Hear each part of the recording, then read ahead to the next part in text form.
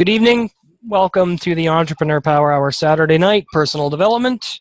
Tonight we're going to be, me and Francis Richardson here so far, are going to be listening to Think and Grow Rich, Chapter 10, Power of the Mastermind. And wouldn't you know, that's exactly what we've got with our mastermind here at the Power Hour, which is a funnel into Rockstar Entrepreneurial Starters, which is our company. I'm the co-host and fellow CEO of the Power Hour and Rockstar Entrepreneurial Starters, Chris Peters, and we're just going to get this queued up and ready to go.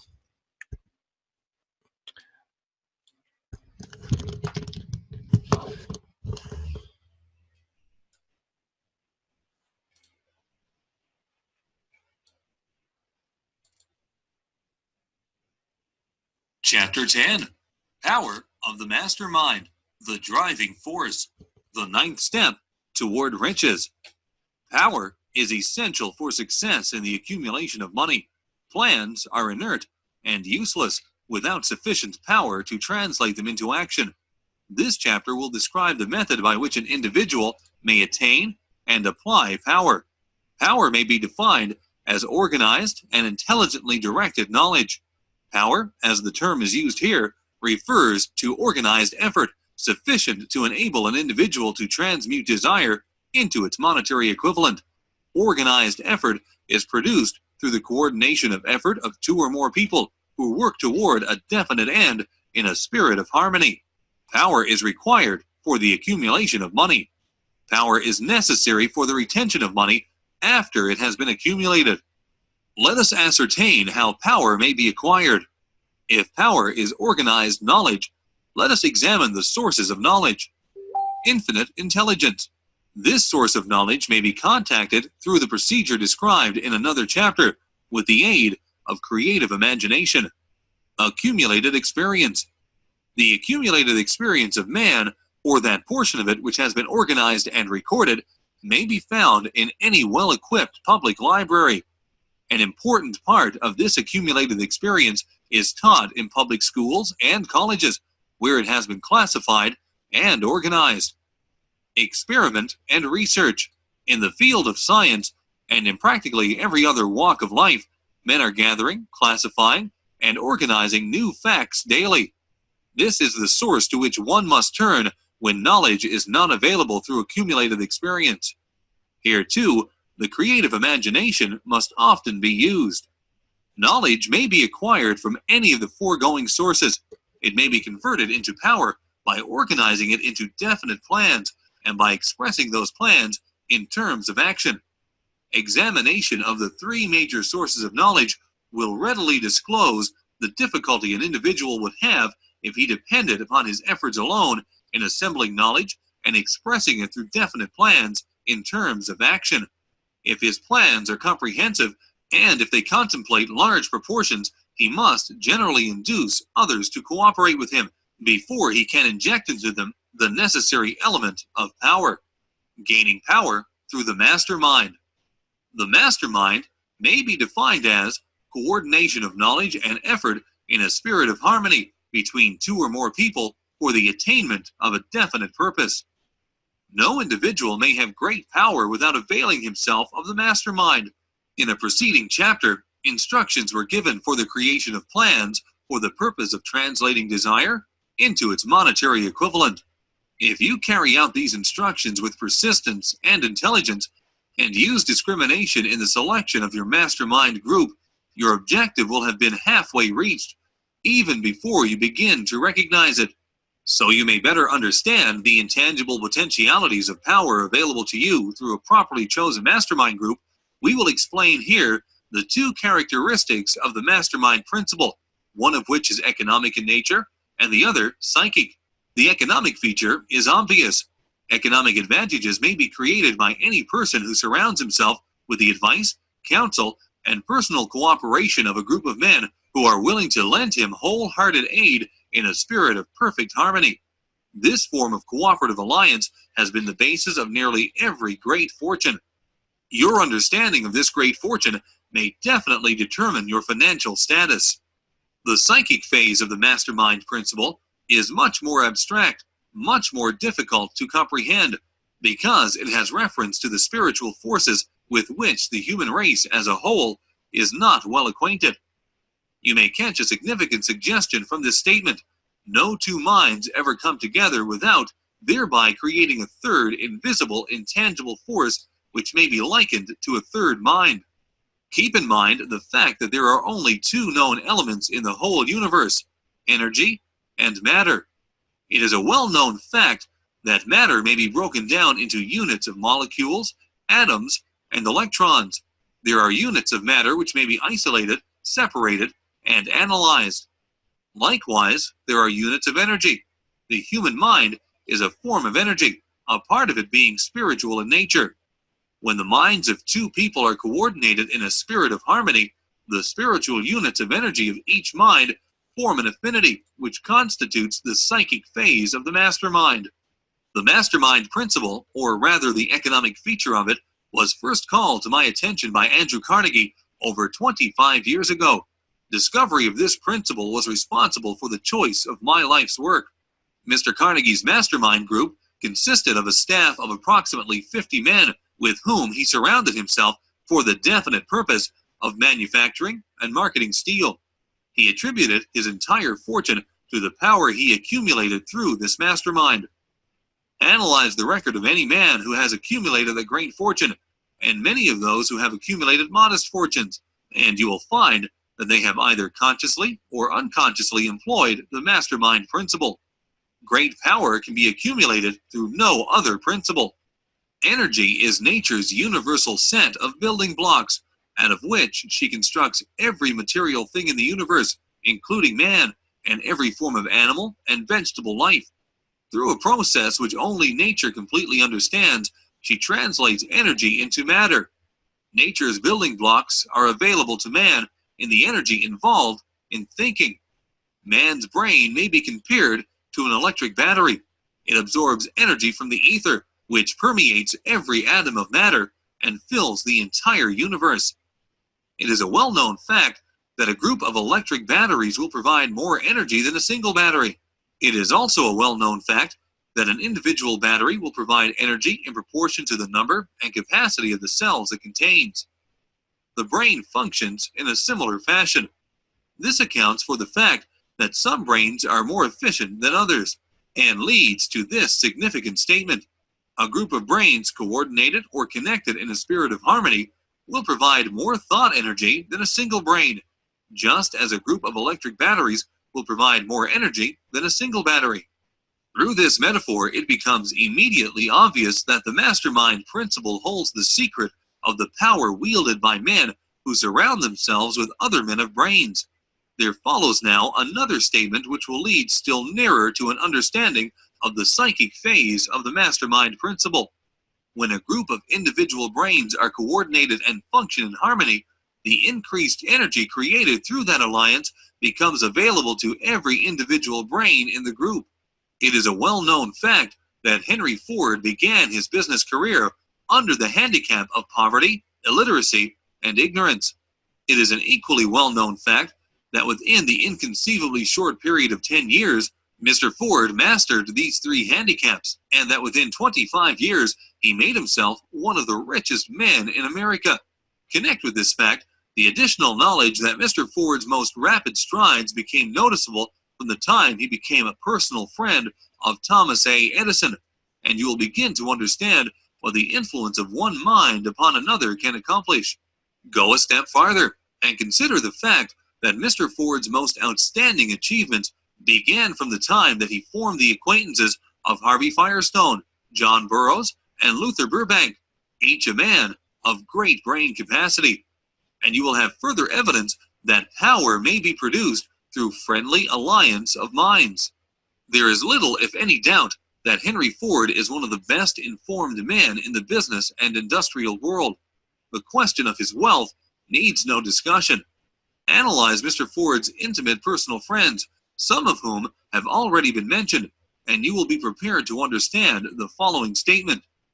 Men take on the nature and the habits and the power of thought of those with whom they associate in a spirit of sympathy and harmony. Henry Ford whipped poverty, illiteracy, and ignorance by allying himself with great minds, whose vibrations of thought he absorbed into his own mind. Through his association with Edison, Burbank, Burroughs, and Firestone, Mr. Ford added to his own brain power the sum and substance of the intelligence, experience, knowledge, and spiritual forces of these four men. Moreover, he appropriated and made use of the mastermind principle through the methods of procedure described in this book. This principle is available to you. We have already mentioned Mahatma Gandhi. Perhaps the majority of those who have heard of Gandhi look upon him as merely an eccentric little man who goes around without formal wearing apparel and makes trouble for the British government. In reality, Gandhi is not eccentric, but he is the most powerful man now living, estimated by the number of his followers and their faith in their leader. Moreover, he is probably the most powerful man who has ever lived. His power is passive, but it is real. Let us study the method by which he attained his stupendous power. It may be explained in a few words. He came by power through inducing over 200 million people to coordinate with mind and body in a spirit of harmony for a definite purpose. In brief, Gandhi has accomplished a miracle, for it is a miracle when 200 million people can be induced, not forced, to cooperate in a spirit of harmony for a limitless time. If you doubt that this is a miracle, try to induce any two people to cooperate in a spirit of harmony for any length of time. Every man who manages a business knows what a difficult matter it is to get employees to work together in a spirit even remotely resembling harmony. The list of the chief sources from which power may be obtained is, as you have seen, headed by infinite knowledge. When two or more people coordinate in a spirit of harmony and work toward a definite objective, they place themselves in position through that alliance to absorb power directly from the great universal storehouse of infinite intelligence. This is the greatest of all sources of power. It is the source to which the genius turns. It is the source to which every great leader turns, whether he may be conscious of the fact or not. The two other major sources from which the knowledge necessary for the accumulation of power may be obtained are no more reliable than the five senses of man. These senses are not always reliable. Infinite intelligence does not err. In subsequent chapters, the methods by which infinite intelligence may be most readily contacted will be adequately described. This is not a course on religion. No fundamental principle described in this book should be interpreted as being intended to interfere either directly or indirectly with any man's religious habits. This book has been confined exclusively to instructing the reader how to transmute the definite purpose of desire for money into its monetary equivalent. Read, think, and meditate as you read. Soon the entire subject will unfold, and you will see it in perspective. You are now seeing the detail of the individual chapters. Money is as shy and elusive as the old-time maiden. It must be wooed and won by methods not unlike those used by a determined lover in pursuit of the girl of his choice. And, coincidental as it is, the power used in the wooing of money is not greatly different from that used in wooing a maiden. That power, when successfully used in the pursuit of money, must be mixed with faith. It must be mixed with desire. It must be mixed with persistence. It must be applied through a plan, and that plan must be set into action. When money comes in quantities known as the big money, it flows to the one who accumulates it as easily as water flows downhill. There exists a great unseen stream of power, which may be compared to a river, except that one side flows in one direction, carrying all who get into that side of the stream onward and upward to wealth, and the other side flows in the opposite direction, carrying all who are unfortunate enough to get into it and not able to extract themselves from it downward to misery and poverty. Every man who has accumulated a great fortune has recognized the existence of this stream of life. It consists of one's thinking process, the positive emotions of thought from the side of the stream which carries one to fortune, the negative emotions from the side which carries one down to poverty. This carries a thought of stupendous importance to the person who is following this book with the object of accumulating a fortune.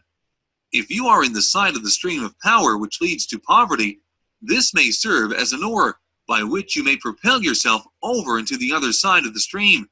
It can serve you only through application and use. Merely reading and passing judgment on it, either one way or another, will in no way benefit you. Some people undergo the experience of alternating between the positive and negative sides of the stream, being at times on the positive side and at times on the negative side.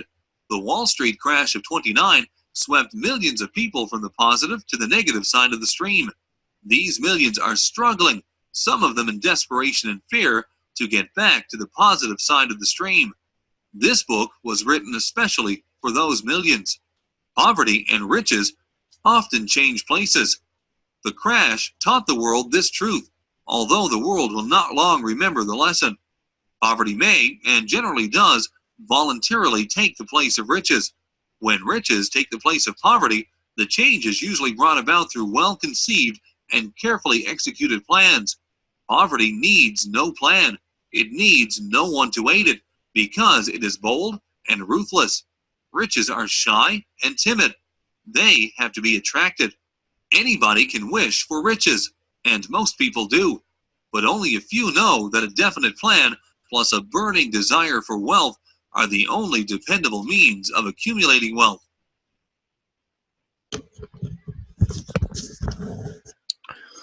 That's the end of it. You there, Francis? Hello. I forgot to mute back in. Yeah, I want to be on the downhill side of the money stream so I can catch all I need. It's a good idea. You induce enough people to cooperate with you, anything's possible. Yep. What it meant to me, what it means to me to power the mastermind is to get enough people's minds concentrated on a single effort. That effort's going to be much more effective and powerful. Much more effective. I totally agree, Chris. And an idea conceived is nothing more than a wish if it's not acted upon. That's right. And when you have more minds and more bodies acting on the same goal, that's when you're going to attract the money. Yep, exactly. That, and you have to make sure your services match your efforts, and that the amount of service. That sounds so simplistic, but it's it is. It's really true. Much more involved. Yep, I agree completely. I also think that if you don't have harmony in the group of people you're masterminding with, it's going to make it very difficult for that goal to be accomplished. Very difficult, because that means that you're going to have people that don't quite believe in the vision. You know, people that may argue and challenge it and may say, well, it's not really possible. Do you think we could do it this way? Which is fine if you have a different way of doing it and applying it, but I think the overall vision has to be identical amongst everyone in your mastermind, or it's not going to work. Not going to work. Well, and I think you can't discount if the conglomerate of people acting on a mastermind vision. Right. There's always going to be one person or two people, like you said, that just don't see the vision, or they don't see it in the same way. But I'm not saying you discount that person's vision because they don't view it the same way, but you say, okay, we're all pulling on the same rope. We're all of the same accord to achieve the end. Why don't you, John or Mary or whoever, why don't you take a month and just do it your way and give us a report back?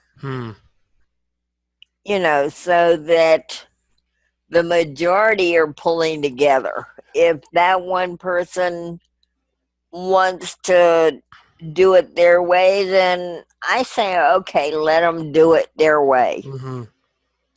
Because obviously trying to see, they're not going to see it your way. No, and I actually would go further and say that that person doesn't belong in the mastermind if they don't have the same vision. Because if they don't have that same vision, then they're not willing to work as a team. I think that's a very important factor because masterminds have to function harmoniously. If everybody's put the same $10 into the pot, because one person doesn't see the same as the rest of the mastermind, are you gonna give them their $10 back and say, be on your way? Yes, absolutely. Yes. Okay. Yes. Because of everything I've been studying with Napoleon Hill, Earl Nightingale, and everything I'm learning with Les Brown and all these people is that everybody has to be on board. It's the same thing as if the Carolina Panthers, for example, or any other team, if one player is not playing up to his potential, they all lose. They lose. So... yeah, you're only as strong as your weakest link. I suppose you could use that analogy. I like to say you're only as strong as your strongest links. Because a weak link isn't strong at all. Well, you know what I mean? the reason I alluded to the weak link is because they're not pulling their load. Exactly. So my whole thing is, think about this. If the Power Hour didn't have all of our panelists, and even just one person was negative, it's not going to be as effective, is it? Not going to be as many people wanting to listen. There's not going to be as many people that believe in us. There's not going to be as many people that are really engrossed by it because they're going to look at us and go, well, why the hell is there someone on there talking a bunch of smack and a bunch of BS? Why are they putting up with that? What kind of mastermind is this? It takes just one person to rupture the integrity of a mastermind. It's true. It's the same thing with anything. Think about this, Francis. If Kareem and I didn't have the integrity we have and we couldn't be trusted, you wouldn't be promoting us. You wouldn't be talking to people about us. You wouldn't be inviting people here. Do you see what? Now, do you understand? I'm getting a little bit deeper into that. I do understand. Yes. Yeah. I mean, you were here. You were one of the first people to say, "Hey, you guys kick ass." You were shy about. First of all, let's take a look at how far you've come. Get your pretty face back on the camera, there, friend. Oh. You were camera shy. Let's remember that. You were camera shy, right? You were struggling with certain things in your life, and you didn't have the confidence to make a video. And hopefully, you will get into video marketing at some point because trust me, that's where the money is. I'm sure you know that already. But I mean, you didn't have the confidence to get on camera. But that's why I've got you. I don't. Yeah, you can pay us to do videos. I know. My point is, though, think about if Kareem and I had lied for just once, or we didn't say we didn't do what we say we were going to do. We would lose. There would be no integrity. Exactly. And that's all it takes in a mastermind for it to go wrong is one person saying, "Well, I don't believe it's going to work." Okay, see you later. You're not going to let it ruin. We're not going to let you ruin it for the rest of us. And that's how strict and disciplined it has to be. Because if you have just one source of energy that's countering the intention, then that intention is not going to be as strong. Does that make sense? Okay. I totally agree with your thinking. Yes. Yeah. Because you got to have people together. I mean, think it's the same with a hockey team, a basketball team, a company. if there's a company that where a few people or even one person's not fulfilling their role, it all goes to shit. Doesn't take long. It starts falling apart at the seams, because your mastermind is your foundation. That's the foundation of your business, is your mastermind.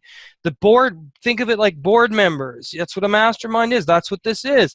And you've got people that meet every week or every month, and they're discussing different ideas. Okay, you got one guy who takes care of advertising ideas. You got another guy that takes care of the marketing. You got another guy that takes care of the selling aspect. You got another guy that oversees the profits. You got another guy that. But all of those people, you know, like, go ahead. Yes, I agree with the allotment of tasks, but the whole entity is of one mind. Yep. One goal. And like you said, if one person drops a ball, then the whole team suffers. That's right. You're absolutely right, because you can't, and that's the thing. I'm not going to be rude to someone in our mastermind if they're like, well, I don't believe it. I'll be like, fine, just don't come anymore. But please don't ruin it for anybody else. Don't bring your negativity here, and don't ruin the experience, and don't ruin somebody else's learning and what they're going to get from this. That's what I would say. I wouldn't be rude, like I said, Fran. I wouldn't be a dick and be like, well, get the F out of here then, or something like that. I would be like, okay, that's fine. You're entitled to your opinion, but please remove yourself and you don't are the master of restraint, I will have to say. And Kareem is a master of restraint when it comes to saying, okay, we'll be diplomatic. Let's talk about this afterwards. Well, you know, the thing of it is, and that's when you would say, okay, get the heck out. Yeah, exactly. Yeah. But you've been a prince of decorum and etiquette as far as the mastermind. It's all from online goes. Developing myself, Francis. It's all from reading and learning from Earl Nightingale and Bless Brown, Bob Proctor, and Tony Robbins, and friggin' Zig Ziglar, and Jim. The list goes on and on. Yes. And I make it a habit to listen to that stuff every day, and listen to the affirmations and formulas from the Law of Success that I recorded into my phone, my definite chief aim, the amount of money I want to attract. It's all there. And I listen to that stuff every single day when I do my exercise. I go for a 2-hour walk, and I listen to personal development every single day. And I read for 2 hours a day. And when you do that, you begin to cultivate success consciousness. You're conditioning your mind to attract success. And that's the only way to do it. You have to put the work in on yourself, because that's how we found Sean. That's how we found Sean. That's how we found Isaac. That's how we found Susan and that other guy, Davion, even though Davion's having personal issues. I mean, this is what's attracting all these people to us, that's taking an interest in going, hey, I want to help you guys build this. Hey, I want to help you guys. Hey, I want to help you guys. Yes, the direct action of it is Kareem doing Fiverr gigs, but that's just coincidental. I think what brought these mentors to us was our intentions and the vision that we have for our business. We're attracting serious people. Oh, I agree. Yes. I agree. And you all have done the work. Well, hey, you've done the work. We still got way more to go, my friend. And that's good. I don't ever want to think our work is done, because what happens is when you say, well, I'm done, you don't improve. Oh, what about the times you say, okay, my day's over, I'm done, and you go to bed and you close your eyes and your mind still works, and you wake up and you feel like, did I get any sleep? Yep. And that's good. The more, because everybody knows in the realm of business that if you're not constantly improving, your business will fail. Mm-hmm. And so I don't ever want our work to be done. I want our work to produce the results we're looking for, yes, but our work will never be done. Well, you can take a hiatus. I mean, once in a while, maybe, but I mean, I don't see. When I found out what I wanted to do, the fire just I forget just who I was burned. talking to. I say even the Lord rested on the seventh, but Yeah, that's a horse of a different color, yeah. like the Wizard of Kareem and Oz. I can rest when we've helped thousands of people succeed. That's when we can rest. Tens of thousands of people. When you got when we've helped people that are close to us become millionaires or inspired them to go after their dreams, that's when we can say, okay, we can take a Well, break, I'm not a you know. millionaire by a long shot, but you've inspired me more than I can sit here and tell you to That's very, follow very my dreams and good. Good. Good. just get back on the horse and Yeah. ride again. Yeah. And one thing I want to tell our audience while we're talking here is if you don't have what it takes, don't even start. Because a lot of people that want to become entrepreneurs don't understand that you don't see money for a few years. The money comes after the work's been done. And that's the difference between a job and running your own business. Is a job pays you for the time that you're there to do the tasks that you're already assigned. As an entrepreneur, you are creating tasks, you're creating services, you're creating products, you're You're creating the gonna get market. paid to do what the job person in the job doesn't want to do. You're going to get paid for the extra hours that you put in just because you had a vision. That's right. See, average people, they want to work 9 to 5, come home, watch the idiot box, and go to sleep. And they're okay with that. They're okay with having a limited work ethic. As an entrepreneur, you can't have a limited work ethic. You can't think, "Oh, I've done enough." Okay, I've done enough. No, no, no, no. No, you're always working hard. You're working hard constantly because if you're not, then you're failing. You're moving backwards. And the universe rewards those who have what it takes. 100%. If you're going to put the work in, you're going to get the results. And another thing as an entrepreneur is you are responsible for every result you get or don't get. And I don't think a lot of people want that responsibility. I think that's why a lot of people would rather just do their job and have a ceiling on their income. I don't want a ceiling on my income. I don't want to worry about where my rent's going to come from. I don't want to worry about if I can take care of my mom when she gets older, or if, let's say, when Kareem and I become wealthy, if you need an operation or something, I don't want to have to worry about not being able to help you, for example. I want to be able to go, okay, Fran, I'm sending you $20,000. Go get better. That's the kind of thing I want. Those are the kinds of That's the kind things. of friends I love to have. Yeah, that's what I want wealth for. Yes, to take care of me, but also to take care of people I care about. And I can't do that working a job, Francis. I can't. The income's not there. So, and I have the kind of resiliency and the attitude where I don't fit into the workplace, and I used to think that was a disadvantage, but then I realized no. What that means is that I have to run my own business, and that's what I want. That is the perfect example of a square peg fitting in a round hole. Yep, exactly. I just rebel at somebody telling me you can't do something. Oh, isn't it ridiculous? Watch me. Yeah, exactly. I'm 68 years old. Yeah, I know. And I'm not going to quit. I tell my friends that call me ma'am, I'm just Fran. Mm-hmm. Because my mother, my grandmother, my teachers, they were, and I realize it's a form of Respect.